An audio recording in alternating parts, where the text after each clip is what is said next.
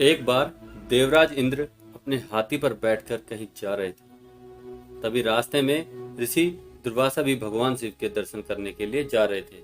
वह दोनों आपस में मिले और देवराज इंद्र ने ऋषि को प्रणाम किया। तब ऋषि के पास भगवान विष्णु का पारिजात नाम का पुष्प था। अतः ऋषि ने देवराज इंद्र को आशीर्वाद के रूप में वह पुष्प दे दिया। देवराज इंद्र घमंड में थे, उसे पारिजात के महत्व का नहीं पता था। उन्होंने पुष्प का अपमान कर उसे अपने हाथी के सर पर रख दिया। पारिजात एक दिव्य पुष्प था। उसके स्पर्श से हाथी भगवान विष्णु के समान दिव्य हो गया और इंद्र को छोड़कर जंगल की ओर चला गया।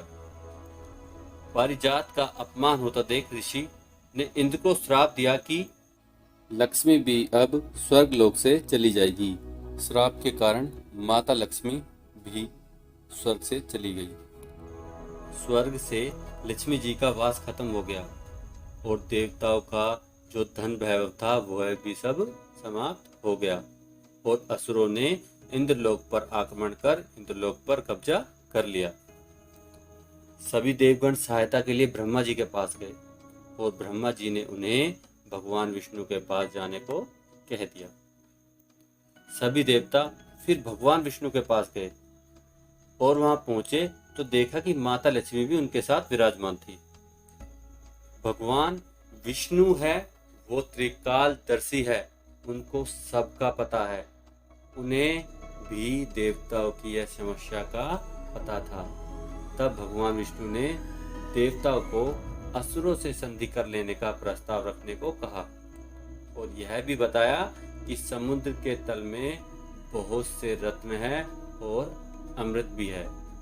देवता इस बात को मानने के लिए सहमत हो गए और असुरराज बलि के पास पहुंच गए।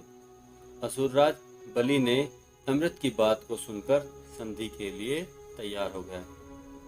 अब समुद्र मंथन की बारी थी। जब समुद्र मंथन प्रारंभ हुआ तो वासुकी नाग को रस्सी बनाया गया। दोनों पक्ष बराबर मेहनत कर मंथन कर रहे थे। तभी मंथन से विष बाहर निकला और वह विष इतना तीव्र था कि आसपास की चीजों को उसने थोड़ी देर में तहस नहस कर दिया था। अब उस विष से 10 दिशाएं जलने लगी थी। देवताओं ने प्रार्थना की कि प्रभु हमें बचाओ। देवताओं की प्रार्थना पर भगवान शिव वहां प्रकट हुए और उन्होंने विष को अपनी हथेलियों में रखकर पीना शुरू कर दिया। भगवान विष्णु ने विष का प्रभाव भगवान शिव के गले में ही खत्म कर दिया। भगवान भोले ने अपने बारे में ना सोचते हुए जगत कल्याण के लिए वह विष धारण कर लिया और अपने गले में उतार लिया। विष के कारण भगवान शिव का कंठ नीला पड़ गया और फिर भगवान शिव फिर कहलाए नीलकंठ।